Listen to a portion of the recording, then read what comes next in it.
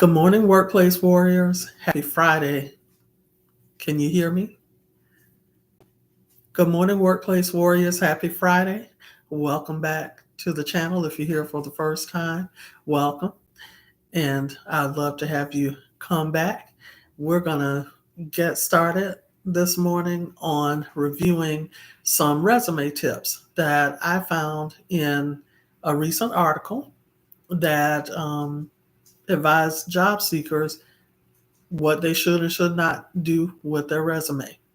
So let's go ahead and get started. You'll see me look to the side to my other monitor where I have the article pulled up, and we'll discuss it. I want it to be interactive, so make sure that you give me your comments in the chat, even after you're watching the live stream for those of you, or the recording, for those of you who aren't able to make it for the live stream.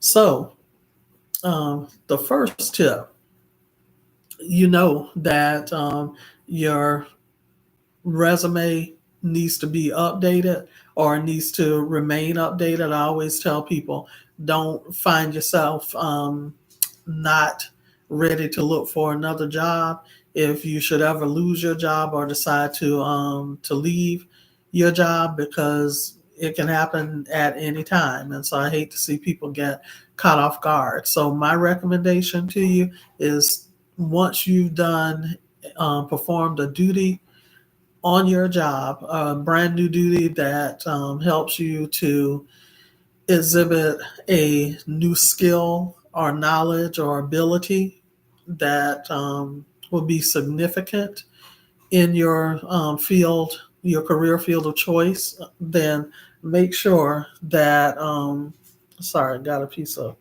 hair that's irritating me. Make sure that once you've performed that duty for 30 days, that you go ahead and put it on your resume, incorporate it into your resume. That could be just the ticket to getting you noticed by a new employer, and or by for a new position with your current employer as well. So keep that in mind. So if it's time for you to update your resume, keep these tips in mind that really will not help you get a new job. So the first tip, and I'm sorry I lost my place.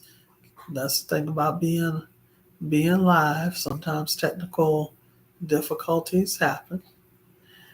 So let's start off by the old adage that you should keep your resume down to one page. Now, that's appropriate if you are new to the job market, you're on only your first or second job, or maybe even your third, or you don't have a lot of post secondary or post high school education to list or what have you, or even if you're a high school student who's looking for your first part-time job to earn some income, then yeah, you need to have a one-page resume. There's no reason why someone who is new to the job market, or very young in their career, early in their career, should have more than a one-page resume, because typically you're just not going to have that much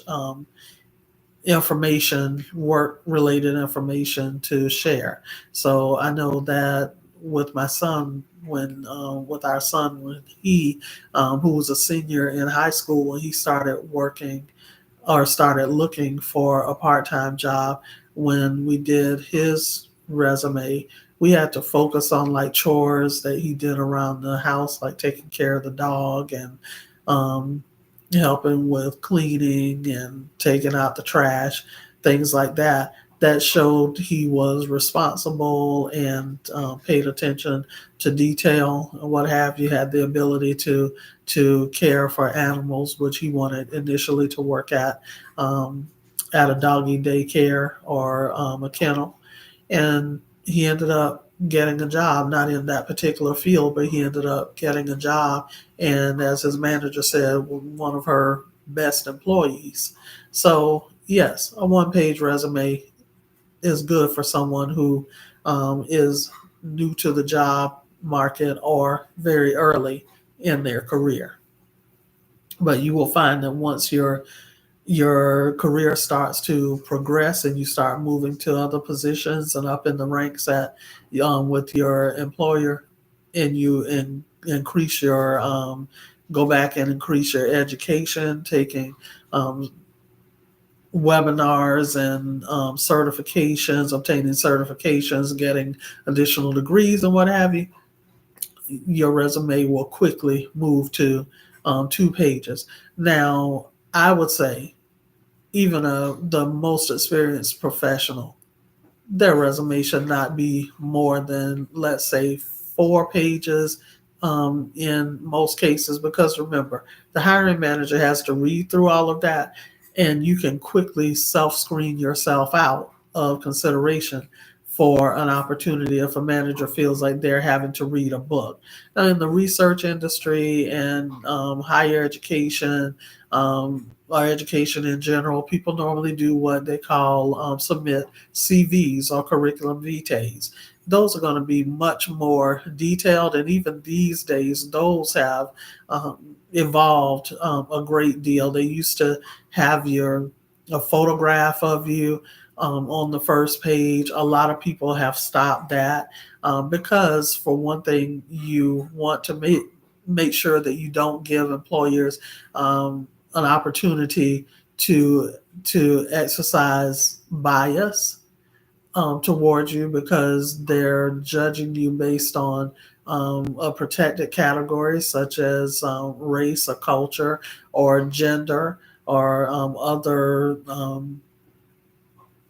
assumed characteristics. So my recommendation is to not have your picture on your resume or your CV, which used to always have it. Um, and so I've seen some CVs as long as 10, 15 pages. That is absolutely exhausting. I know you want to highlight your research and your speaking engagements and everything, but I would encourage you to maybe select the top 2 or 3 speaking engagements and or research projects, and save the others. Have yourself a full length CV or resume that has all of the detail, so that you can refer to it. You can have a copy of that during your interview, and you can refer to it during your interview, because you also don't want to tell the whole story during your initial submission, because then you don't have may not have a whole lot to talk about during the interview. So you want to leave a little bit of anticipation, give the hiring manager or the recruiter enough information to want to learn more about you. And so the best way to do that is to not put absolutely everything on one resume, and be considerate of the fact that somebody has to read through those resumes. So let's move on to the next one. To hide any employment gaps. Okay, let me just tell you that a big one of my main pieces of advice to my clients, who I help to either update their resumes, or I update their resumes for them, or those who take my online coaching class or program, is you should not hide an employment gap. That is a quick way to keep you from being selected or considered for a new opportunity. If there's an employment gap, then you can figure out a way to explain it without being dishonest, because that's exactly what, if you try and hide it, that's exactly what's going to happen. I recently had a situation where it was learned that an employee had hidden an employment gap on their resume, and they ended up losing their job because of that. So please do not do that. Don't give an employer any reason to question your integrity and your ethics. And as I said, you can learn more about that by, I think I have a video on my channel that talks about that, or on my blog, HR by Namtique. You can go and visit there. And Namtique is spelled Namtique.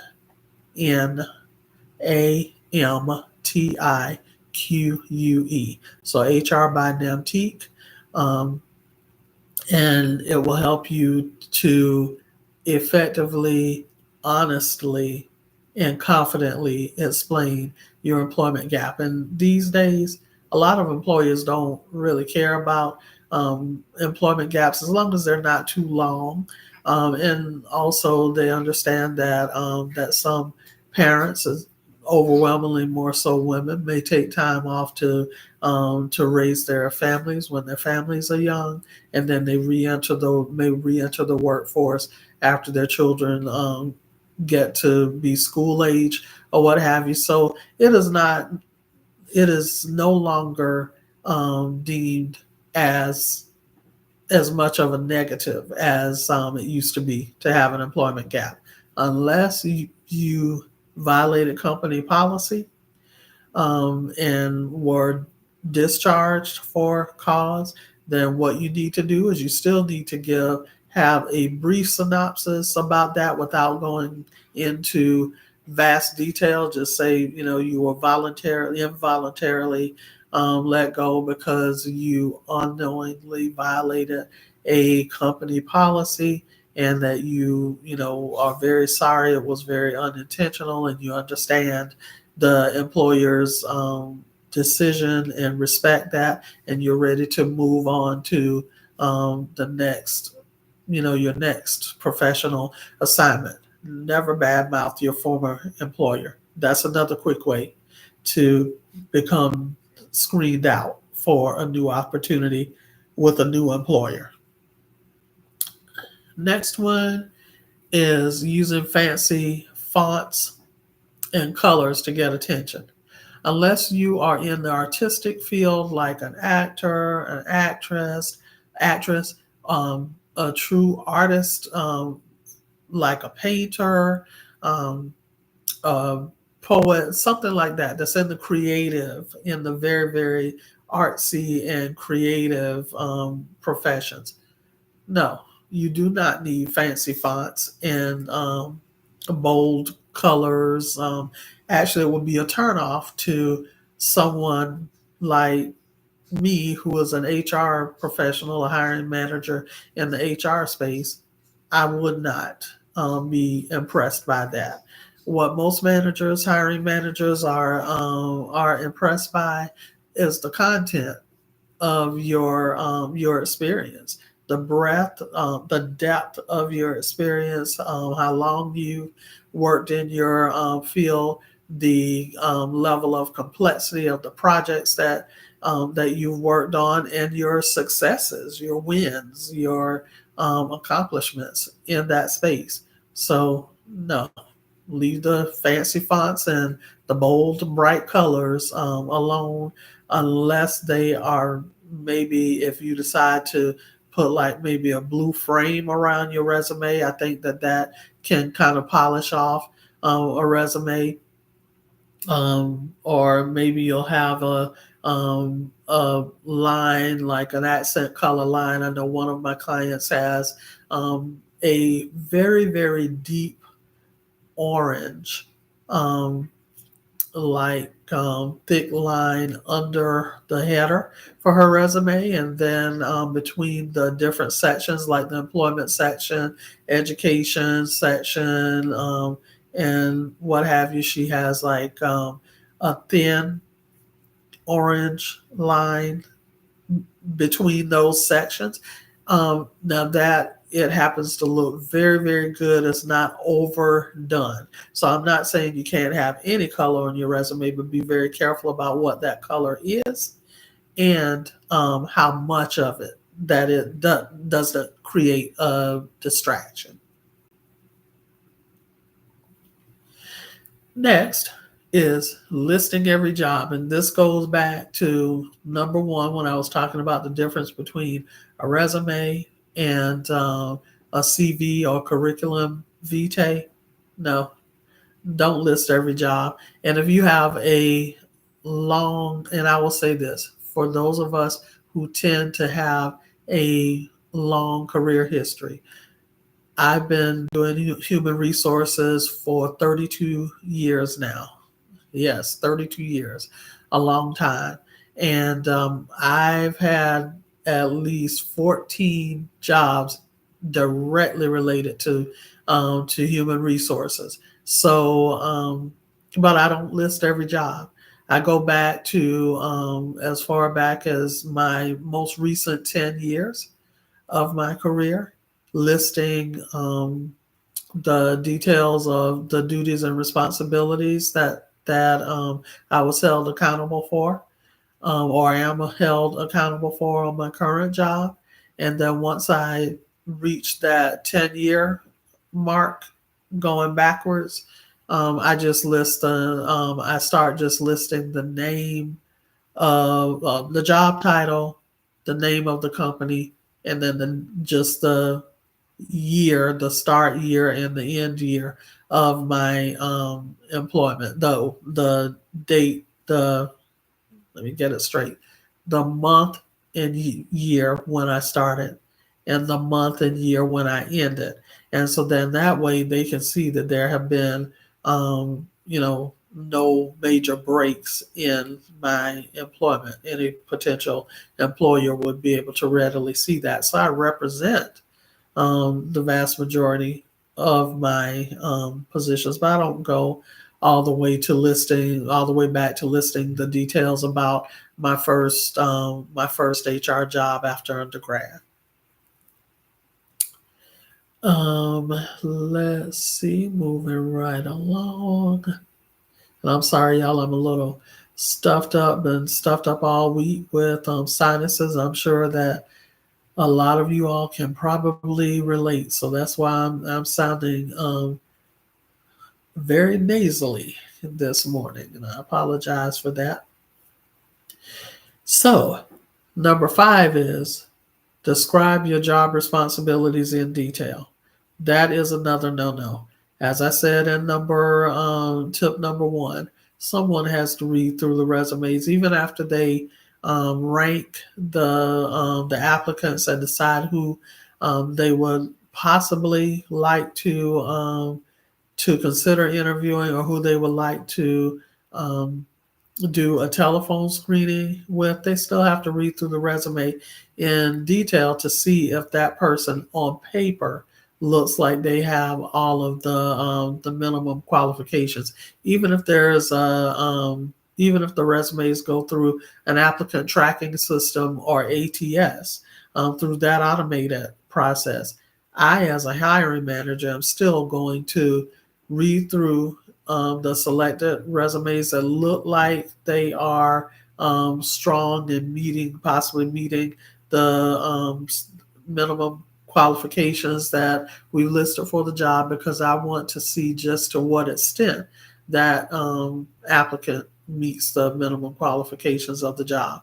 But what managers and recruiters like to see are bullet points. Find a very concise way, and this is something that I teach in my coaching program, and when I do on virtual career counseling or coaching sessions, I always tell my clients, make sure that you utilize bullet points. They're easy to scan, easy to quickly read, and try to make those bullet points very concise, very tight, and focused, so that the recruiter or hiring manager can say, yes, they worked with Microsoft Office. Yes, they are a problem solver. Yes, they have led projects, things like that. And use action words, which show that you take an active role, not a passive role, in the duties and responsibilities that you're held accountable for doing. So, number 7 is stuff it with keywords. Please don't do that. Yes, you should, in consideration of the resume possibly being assessed through an applicant tracking system, or as we refer to an ATS, you should have relevant keywords. That is the qualifier. Relevant keywords and honest keywords that truly depict your work experience as it relates to the job. So, no, don't just stuff your resume with keywords. Make sure that you're being honest. Make sure that the keywords that you do utilize are not only relevant to the job, but truly and honestly representative of your job related experience. And that will be much better, or you'll likely fare much better, and not seem like you're trying too hard by just stuffing your resume with keywords. And make sure that wherever you place those keywords, that they make sense. Because if you stuff your resume with keywords, to me that means that you're just haphazardly placing keywords out of the job announcement in your resume, and it may not make any sense. So if it doesn't make any sense, not honest, not relevant, then make sure that you think twice about using it. So on to number 8. I'm sorry, this is number 7. Just stick to the facts, and I'm gonna share with you what, because this one to me is a little vague, recommending that you just stick to the facts. I'm going to read this part to you. There are definitely things you need to do to make sure that your resume looks professional. For example, it's important to include a professional looking email address. And oh my gosh, I'm so glad that they reference this, because your email address that you use for your job search does not need to be strongman@gmail.com or cutiepie@hotmail.com. A couple of things you need to do is you need to have a Gmail email address or an Outlook email address. If you have a Hotmail email address, Yahoo email address, or an AOL email address, unfortunately, those are going to make you look dated. They're really going to date you, and you do not want a potential new employer to feel like, oh, okay, they're probably out of touch. They couldn't even update their email address. On top of that, your email address for your job search should, one, be a dedicated email address to just your job search process.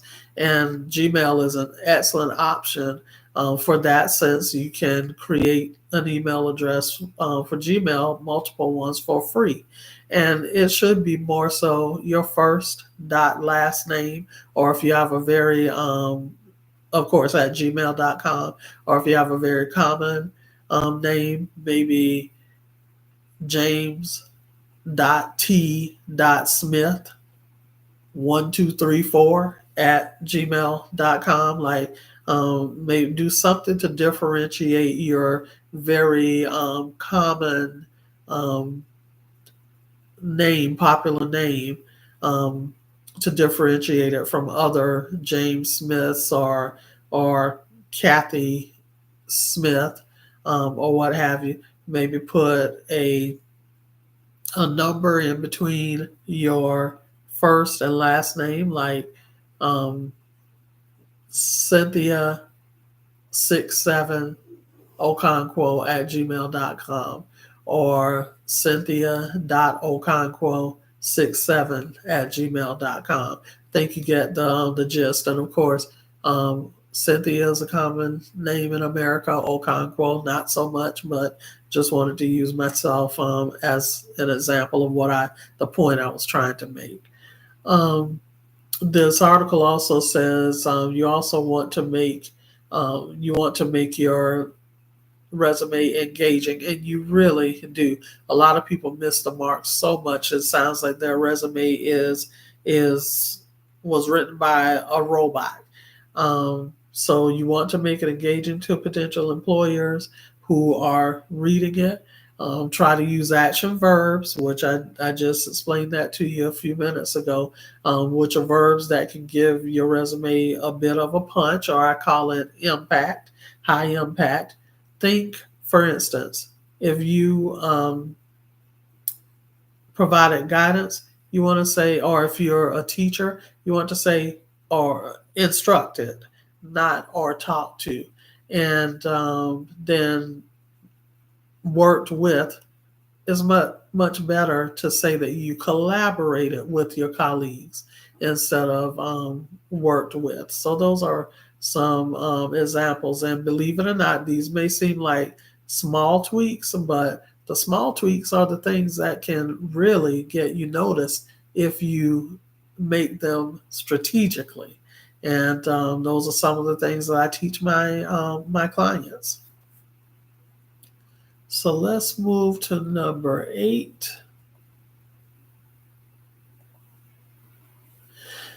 Create a standard resume.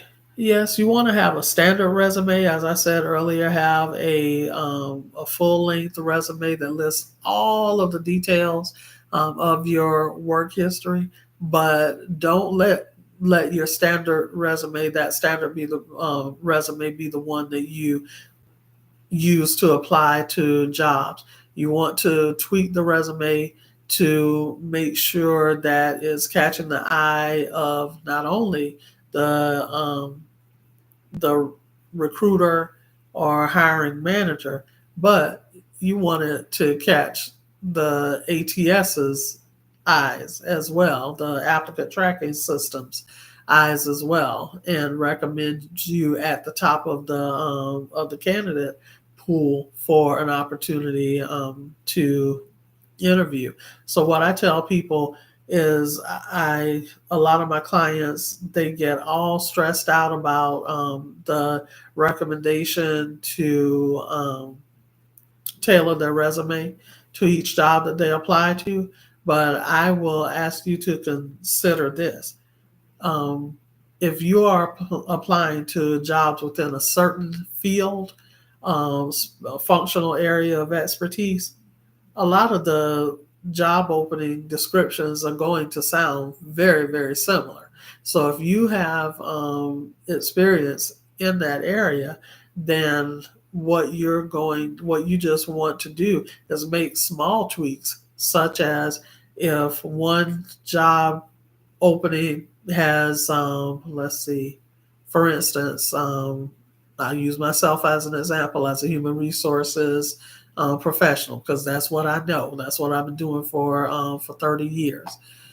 If I want to apply for an HR position, and I'm very strong in employee relations, recruitment, and training, especially those 3 areas.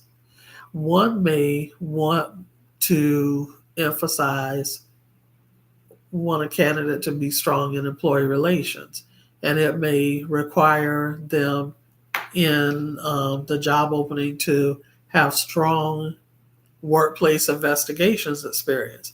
Well, guess what? I have that experience, but I'm right now on my standard resume. I may have it down a little further in my bullet points describing the job that I do. So what I will want to do is pull everything that's employee relations related up to the top for that particular position. Another position may focus more so on training, not only training delivery, but training development.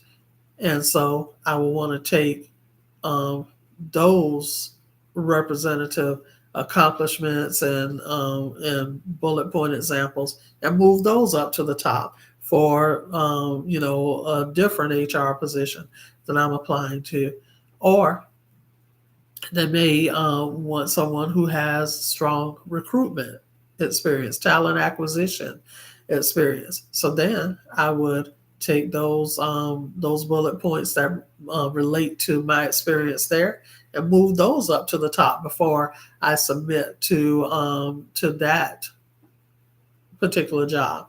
And I would encourage you to create folders in your email client account so that you can have a folder that has a copy of, let's say for me, I would have an employee relations resume.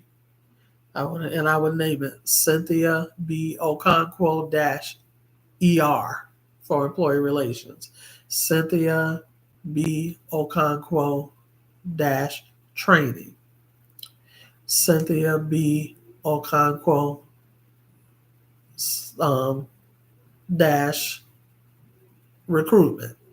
And that way, if you have them saved in a folder in your email, in a folder in your email account, then you can easily access it. You can make any changes, which will likely be minimal, and then you can rename it to submit it for the position that you're interested in. So see, tweaking your resume or tailoring it to the position does not have to be an exhaustive and frustrating, overwhelming process. I know how to make it easy for you. So, moving on to number 9, just send it out. I've heard so many people tell job seekers just apply for positions, apply for everything. Just apply, just send your resume out. Don't do that. For one, you're going to stress yourself out because you're going to have too many resumes out there. And when you target the types of positions that you are actually interested in, you're going to more likely end up with a position that you are happy with, that you can stay with for a while, and that you can grow into, that you might not meet all of the qualifications, but there's opportunity for you to grow and expand your professional horizons in that opportunity. So no, don't just send it out.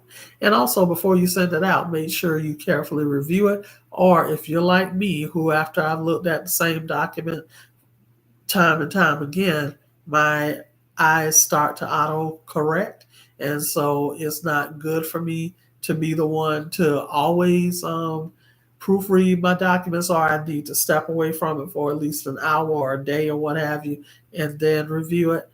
Other thing is, have a trusted friend or family member to review it, because they'll be looking at it from fresh eyes, just looking at it for make sure that they're strong on spelling and grammar, so that they can give you time tested, time proven advice on how things should, maybe a sentence or a bullet point should be worded, and that they can quickly pick up on spelling and grammar issues.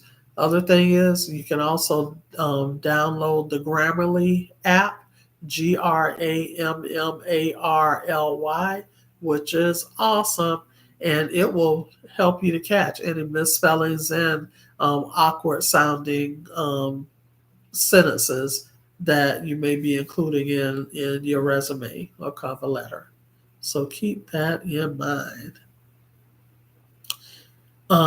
So those are the 9 tips that if you follow those 9 tips, you will likely still be either unemployed or still in the job search.